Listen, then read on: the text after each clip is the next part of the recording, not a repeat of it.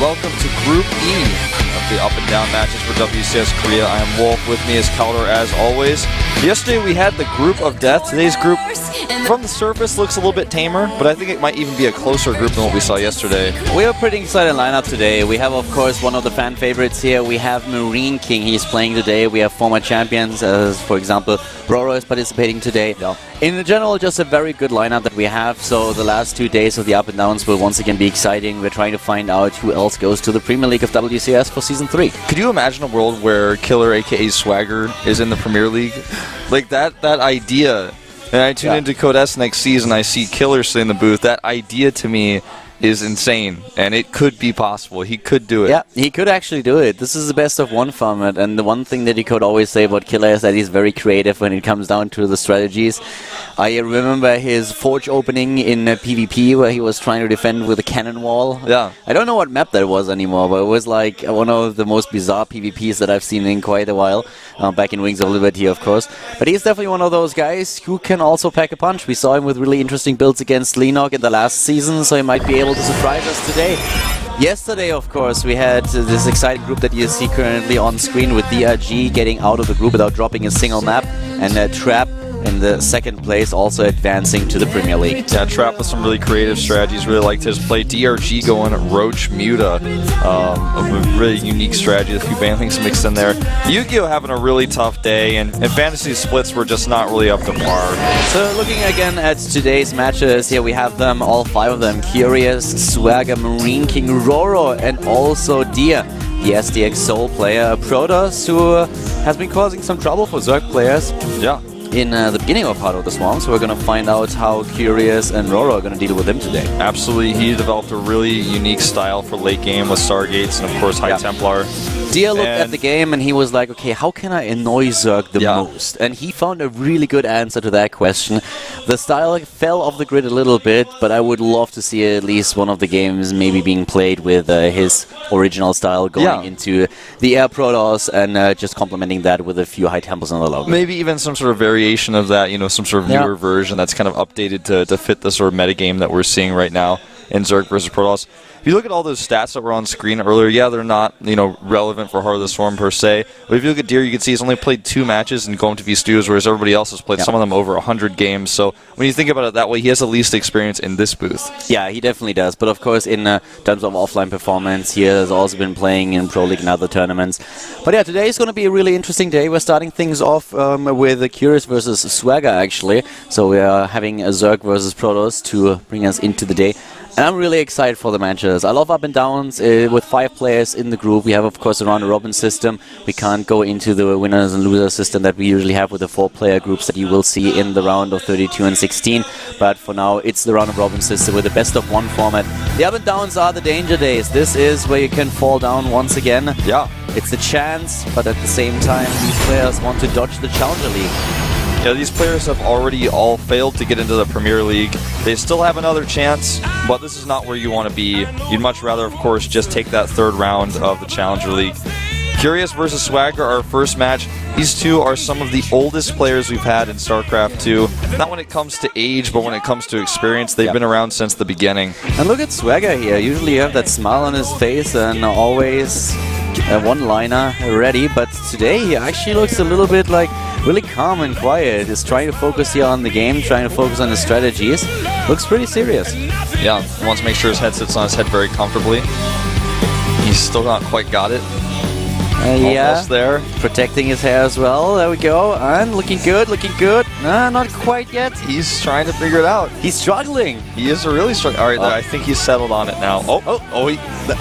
I think he's going to say I'm ready to go, but he's still not quite satisfied. I'm just waiting for him again to go for it. He's good, I think. I think he's ready now. Curious, on the other hand, of course, he is already set. He just wants the game to start. He's looking ready as well. Newkirk is our first map today. What? Swagger with moves here. Yeah, I think he's really focused right now. I've never seen him look quite so like that since the beginning of Starcraft 2 when he was actually one of the top pro-bosses. Yeah, as I said earlier, like he looks really serious about it today, and not meaning that in the previous tournaments or in previous chances that he had to go into the Premier League, he didn't take it serious at all. But today I feel he is realizing that this is a chance that he has, and the group is doable. I mean, this is a best of one system. If you have nice builds prepared, you can definitely get out of a group like this. It's not going to be easy, and Swagger is definitely not one of the favorites that we have here, but he has shown in the past that he can surprise people. Yeah, last season he almost beat Leonot with some crazy build. Let's see what build he has planned for Curious here in this Protoss versus Zerg here at the Up and Downs with Calder and Wolf.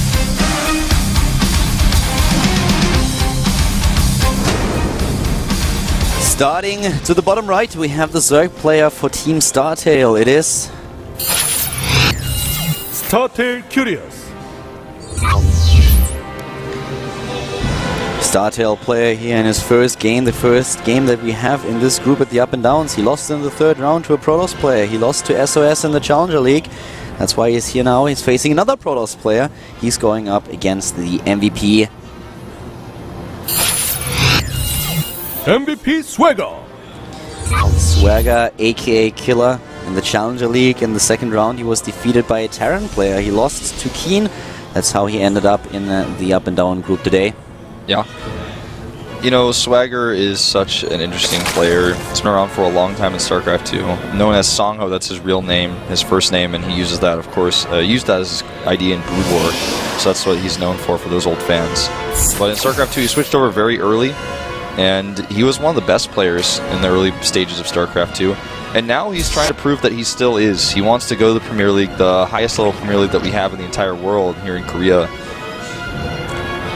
And currently, if you look at the win ratio that we have for the both of them, it's actually more of an accomplishment thing. We talked about this in the past. But as it happens, those two rates are not really... well, let's talk a little bit about the real win ratios in this matchup for both players now that we are heading into the group and talking about a few statistics. Curious, of course, especially in Wings of Liberty, was a beast in this matchup.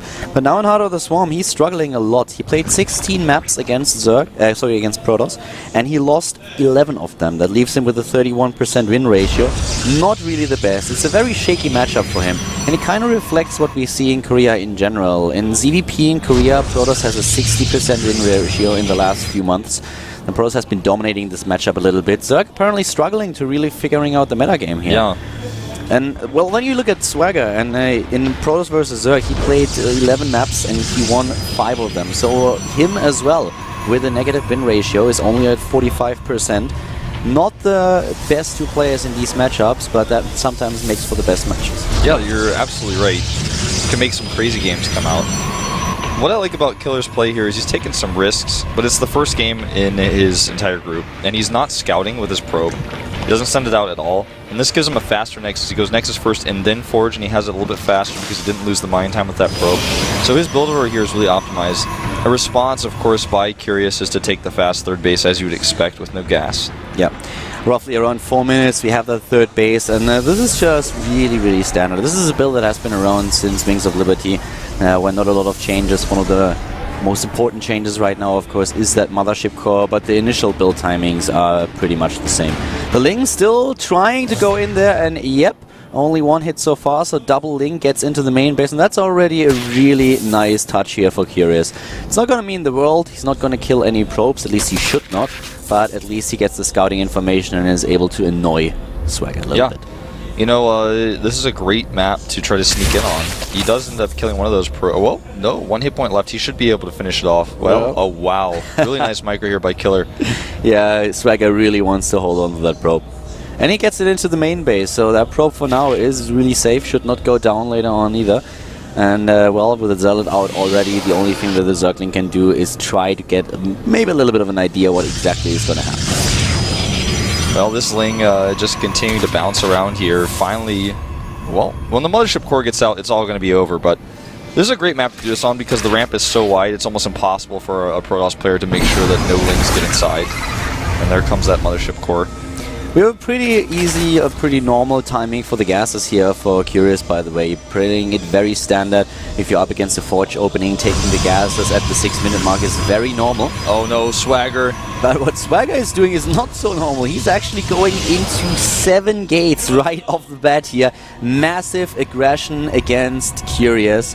And let's see how Curious is actually playing against this. Because so far, he doesn't know about that. The Overlord did not spot it, if I'm not mistaken. Yeah, he didn't see. He's actually sending it to the natural now. He sends the Overlord that's going towards the main base in, but he's going to see this very late. It takes forever for that Overlord to actually cross across the base. He's making Lings right now. 4 pylons coming up. He is really committing, but the probe is found, and that could be game if he loses it. If he loses that probe, it could be game. And there we go. 1, 2, and 2 pylons. That's all that he has, and those 2 pylons are not going to survive. They're going to make it, man. Yeah, This is terrible for Killer. And the Overlord is in the main base. Overlord in the main base to the bottom left, and by now Curious knows exactly what's up. He sees all of the gate, and he's like, oh my god.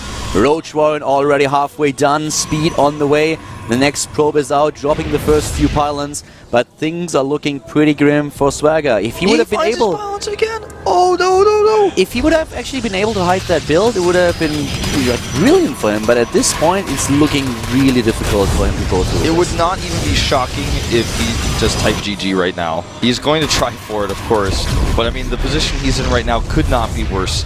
He's had to spend probably about 400 minerals alone on all the cancels of the pylons. He lost one of his pylons without a cancel. He has gates he can't use. He has zealots that have to turn around. The roaches are already out. It's not even that they're in production. The roaches are out on the map. The creep spread between the natural and the third is already good, so that will help him as well. The Zerglings are delaying this attack even further. Things are looking really bad. Curious can even start to tech up even further at this point, get his roach speed out, and... Oh god, the pylon goes down. The pylon goes down, but it's not even halfway across the map, and now he's supply blocked. He has to make 3 pylons on the main. No transition whatsoever from Swagger. He's getting 2 pylons at the front, so that at least will give him a warp in point, but he's already losing even more time. So many roaches on the map. The supply alone, this is 110 supply against 67. Here come those Speed is done like this is horrible. This is like watching an accident about to happen. Yeah, that's the best way to put it. He's got enough roaches to hold here. He's got 19 roaches versus 14 zealots and 7 stalkers. Yeah, Mothership Core is going to help out, but he's going to have to fight on creep. The first pylon goes down, another one will most likely been taken out, and he will be supply blocked. He is supply blocked as it is. Another pylon has to be cancelled. There won't be any additional supply. The harvest account is better for Curious. The army supply is great. Pylon actually survives with 16 hit points, but just look at those numbers of roaches and zerglings that we currently have on the map for Curious. Yeah, 51 drones on 3 bases is going to be easily enough for him to produce enough roaches to hold here, especially against this heavy of a zealot count. Swagger's going to try to push through. The time warps are really good, but there's just so many roaches and so many more on the way. There come a lot of warplanes, but the reinforcements are already on the way, and the injects so far, they were great. The Lings are immediately going to town, taking down those stalkers. The roaches are pushing through, and Swagger still has a few units left over, but they're just way too few. Way too few. The roaches pushing through here. The zealots trying to get some hits in the back. Curious will be pushed back for a few seconds. But with the queens coming, it's just too much. It's not only about the roaches that you see right here, it's about the roaches that are currently being built. The next wave that is going to move in just a few seconds. The Overlords, of course, they have no business there, but they won't be exposed. There won't be a supply block. That would have been the only chance where Swagger could have maybe overwhelmed Curious. It couldn't have produced any reinforcements, but with those numbers, there's just no way anymore. 50 supply, below 50 against 100, 3 base against 2, and no tech whatsoever for Swagger. This is just a matter of time. Yep. This is just one of those disaster builds where everything goes wrong. You know, you get scouted, your pylons, every single one of them get taken out. Curious played safe. He's really good at playing the safe Zerg versus Protoss. GG. GG, and that's it. We have the first win here for Curious. Curious, as I mentioned before, not really the best Zerg versus Protoss player, a 31% win ratio in this matchup, but with the scout that he got and with the denying of all those forward pylons, we have him actually in a position where he takes the first game of the day. Yeah, he's pushing his win ratio up just a little bit. And, you know, Swagger looks like he doesn't know what just hit him. Swagger had too much swag in that build. That's like when you wear 3 gold change and you walk up to a girl and she looks at you and she says, "No, I'm sorry, that's too much swag for me. I can't handle this." Yeah. That's that type of I don't even know if it was 7 or 8 gates that he added there. I think it was 7. You can't really do 8 gates like that with only 2 gases. He walked across the map with his probe without any protection because it was the fastest possible gateway time he could hit, and the Lings found him. And that's that. Now we've got Marine King up against Roro. Yep, Marine King in the next game. That's going to be the next match here. Of course, a little bit annoying for Swagger to lose a game like this. It's really aggressive and a very dangerous build. If a Zerg player doesn't scout that early on and has no clue what's hitting him, then suddenly he's confronted with this many gateway units, and it's very difficult to hold that off. But with the scout in the main base and everything that just went down in this game, Curious had no problem holding this off whatsoever. It was so easy for him. It was an early lead in the group. That's exactly what he wanted. Yeah. Marine King dyes his hair every week. I noticed he dyed it again at the OSL finals there. He was supporting his teammate Maru, but I can't believe you can do that. It's just too many times. Marine King, the king of 2nd place, but these days he hasn't seen a final in a really long time. Up against Roro, who actually won a GSL. That's why he's got that pin on his shirt. You know, this is actually going to be a really interesting game. One of those reasons why I am very interested to see what Marine King is going to do is that at the WCG qualifier, Marine King had a really nice game against Effort. Of course, Roro definitely the better Zerg than Effort. Effort is still a very strong one, but Roro, of course, a little bit better than him. But Marine King made Effort look easy, like really easy. He took those games with a 2-0 and he had no problem whatsoever defeating his opponent here. So maybe he can do something against Roro. Of course, Roro, he is a former champion. He is someone that we've seen do great things, especially in Heart of the Swarm. I'm very interested to see the clash between those two. Yeah, should be awesome. Guangali Beach, though, is the map. Something that most people would agree is less than awesome, but it could prove to be a really crazy match. Marine King could proxy, could absolutely see that. See what Roro has planned as well. He's got a lot of experience on this map, of course. Both of them do. They practiced it a lot for this group. I give Roro a slight edge here, but like you said, Marine King seems to be improving a lot in this match. I'm starting to get a hold on it.